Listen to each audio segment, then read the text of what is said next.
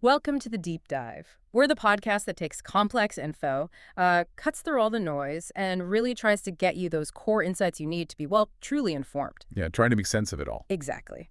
And today we're diving into something genuinely fascinating, almost a head-scratcher, really, in American politics. Good. We're looking at why one analysis, quite a compelling one, suggests a major political party is actually in what it calls the best possible situation. Right. Despite holding, like, zero power, basically. Precisely. No House, no Senate, no White House, and no Supreme Court. I mean, it sounds pretty counterintuitive, doesn't it? It absolutely does. Yeah. I mean, usually you measure power by, well, holding power. Right.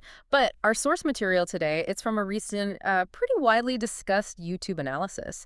And it argues that the public's just historically dismal approval ratings for the other party. The one in power. Yes, the one in power and its policies. Yeah. That this actually creates an unprecedented opportunity for the party out of power. Huh. So it's like their opponent's weakness is their strength. An interesting way to frame it. It flips the script, suggesting sometimes, powerlessness can actually be a strategic asset. That's exactly the angle. So our mission for this deep dive is to really unpack that claim. It's pretty bold. Why does this analysis think the situation is so good for the Democrats? Okay. And maybe even more importantly, why does the same source then argue that this party has, quote, repeatedly fumbled the situation and is certainly not capitalizing on it? So there's the twist. The potential is there, but they're dropping the ball. That's what the source says. So we'll be digging into the key insights from this analysis, and there's actually a really sharp listener question in there that the source highlighted. It's all about understanding, the nuts and bolts of political strategy, communication. And why sometimes these huge opportunities just seem to get missed, even when they look blindingly obvious from the outside. Exactly. Okay, so let's unpack this core idea first. The source claims, Bowlby, Democrats are in the best possible situation, even with no institutional power. What's the fundamental thinking behind that? Especially when it kind of flies in the face of traditional political science. Well, what's really interesting is that the whole analysis seems to hinge almost entirely on the unpopularity of the Republicans. The current president, the party itself, their policies. What is generally disliked? Historically disliked, according to the source. They specifically point out the approval ratings are historically unpopular. And interestingly, even on issues like immigration, where you might think, okay, maybe they have broader support, the source says, nope, unpopular there too. Oh. So the key insight isn't just, oh, they're disliked. It's that this deep unpopularity gives the opposition, the Democrats in this case, kind of unique strategic advantage. It's almost like they're given a blank slate. A blank slate. How so? Well, they don't have to defend a current governing record, right? They're out of power. So they can spend their energy defining the opposition's failures without having their own actions constantly under the microscope. Okay. That makes sense. It's a luxury the party in power doesn't really have. Exactly. It creates this wide open field for them to craft a really compelling counter-narrative, to position themselves as the clear alternative. Okay, so the source paints this picture. Wide open field, huge opportunity, mainly because the other side is just so unpopular. But then, like you said, there's the pivot. The source claims the Democrats have repeatedly fumbled the situation. Right. And are certainly not capitalizing on it. That's a pretty strong accusation. So Yeah. from the source's point of view, what would capitalizing look like? Are we talking specific ads, different policies, just being louder? It seems to be about a much more aggressive, proactive approach. Less waiting, more doing. And what's a fumble then? Is it just a slip up or something bigger? Oh, much bigger, according to this source. A political fumble here isn't just like a minor gaffe. It's failing to really exploit these glaring weaknesses in your opponent. So not seizing the moment. Exactly. No. The source argues it's about seizing the narrative, driving the conversation, not just, reacting when something happens. They feel the Democrats are missing chances to define the Republicans on their terms.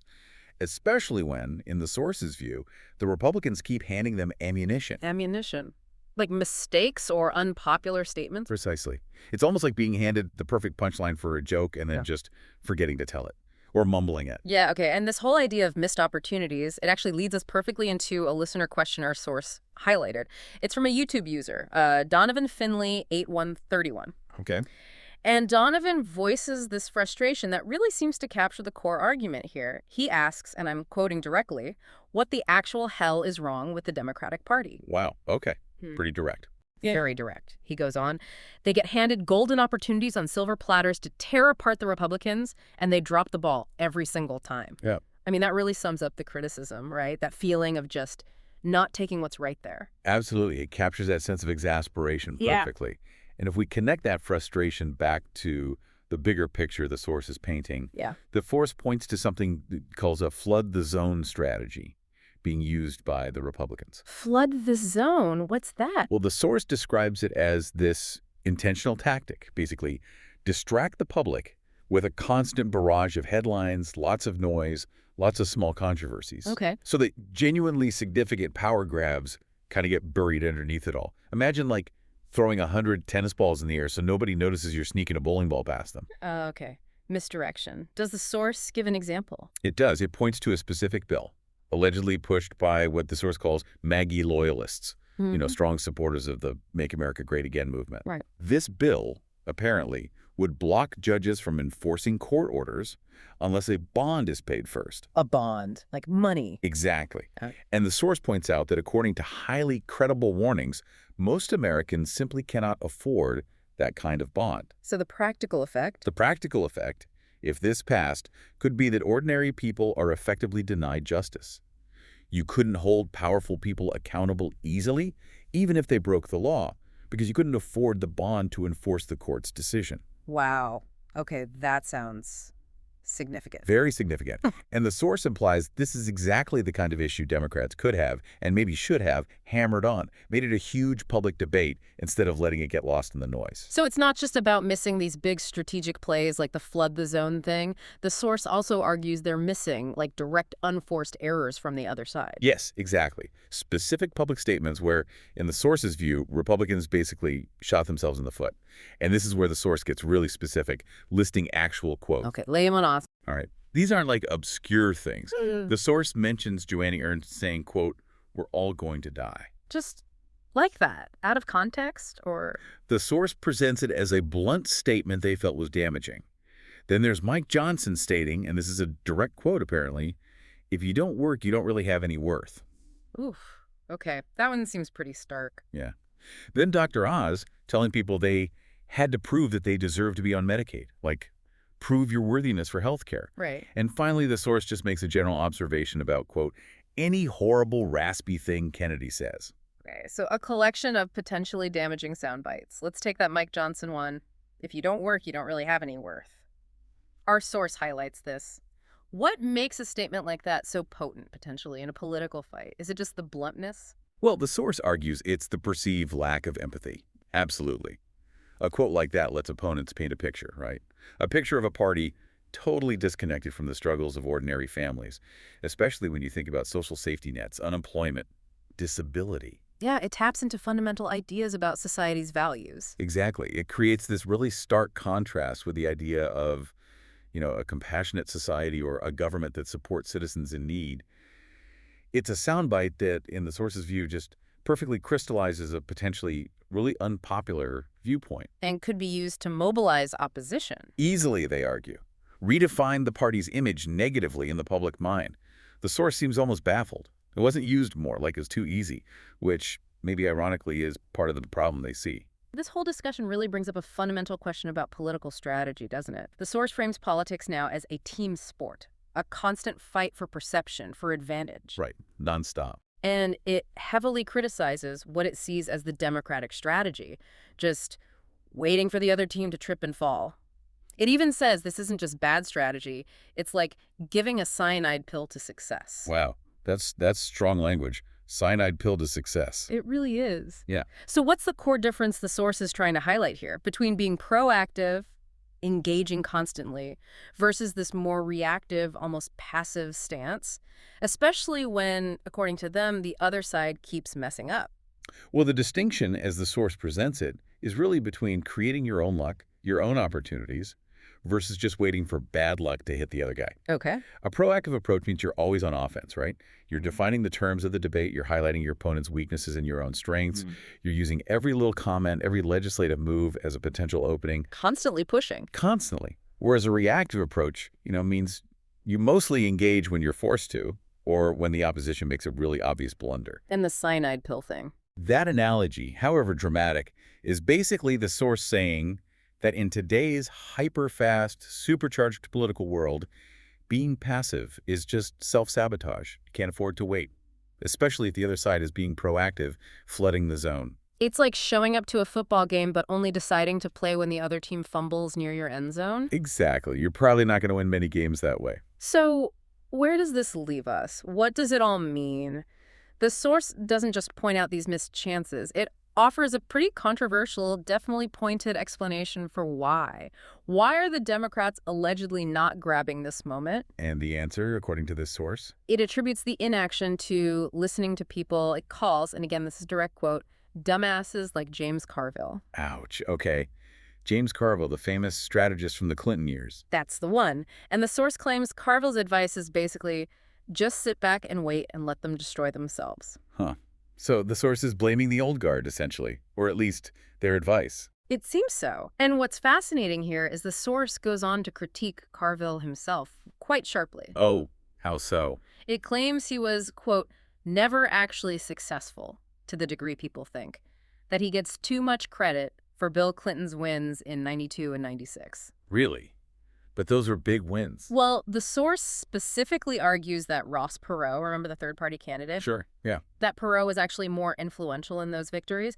They point out Clinton never actually hit 50% of the popular vote in either of those elections. Ah, okay. So they're questioning the foundation of his supposed success, suggesting his advice might be based on a flawed premise, or at least an overrated track record. That seems to be the argument, making his continued influence on strategy questionable, in their view. Interesting critique. Does it stop with Carville? Nope.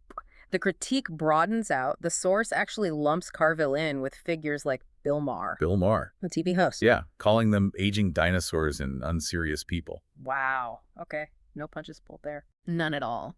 The source says their ideas may have had good ideas in the 90s, but they don't have good ideas today. It's a really blunt assessment. So the core argument boils down to what? The party's stuck in the past. Pretty much. That the Democratic Party is, quote, refusing to evolve, specifically because they're still listening to the people who thought they were super successful in the 1990s. Is the source being maybe a bit too harsh?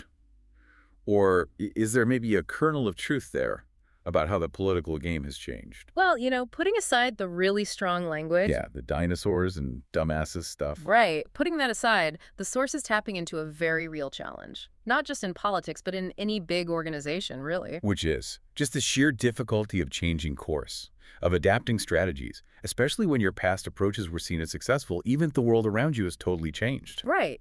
This worked before, so it must work now. Exactly. And the source is basically yelling that the political ecosystem now is fundamentally different from the 1990s. You've got social media, the 24/7 news cycle, information and misinformation spreading like wildfire. Things move incredibly fast. Incredibly fast. So a passive strategy, a wait for them to destroy themselves strategy. The source argues it just doesn't cut it anymore. It's too slow, too reactive. So the aging dinosaurs metaphor, while, yeah, maybe humorous in its bluntness. It's meant to highlight that reluctance, right? A reluctance to question old assumptions, to embrace the urgency and the nature of modern political fights. They're using yesterday's playbook for today's game, and the source thinks it's costing them massively right at a moment of unique opportunity. So we've covered a lot of ground today, a really thought-provoking analysis, exploring this idea that a party can be paradoxically in its best situation, even with no real power. Right, because the other side is so unpopular. But then still somehow fumble the ball, as the source puts it, all because of what this analysis sees as outdated strategies and just a reluctance to evolve. Indeed. We've seen how the source connects specific examples, right? Yeah. From that alleged flood the zone strategy to those individual kind of cringeworthy public gaffes. Yeah. And links them to this broader critique of strategic inaction. It really hammers home the idea that adapting your approach to the current climate is critical, rather than just clinging to past successes which, as the source argues, might not even be as solid as remembered, or just aren't relevant today. Okay, so for you, our listener, here's maybe a final thought to chew on as you go about your day. If, as the source argues, political parties and maybe other big organizations too struggle to evolve because they cling too hard to past glories or listen too much to the aging dinosaurs, Mm. what does that imply about the broader challenge we all face in adapting to a world that's changing so incredibly fast? Not just in politics, but, everywhere. That's a big question. It is, and maybe a related one. How might the way we, as the public, consume information, or maybe the way we fail to really dig into things, how might that influence whether these alleged missed opportunities in politics actually matter? Or do they just get lost in all the noise the source talked about? Hmm. Are we even noticing the fumbles, or are we too distracted by the tennis balls? Exactly. Something to consider. Thanks for joining us on the Deep Dive.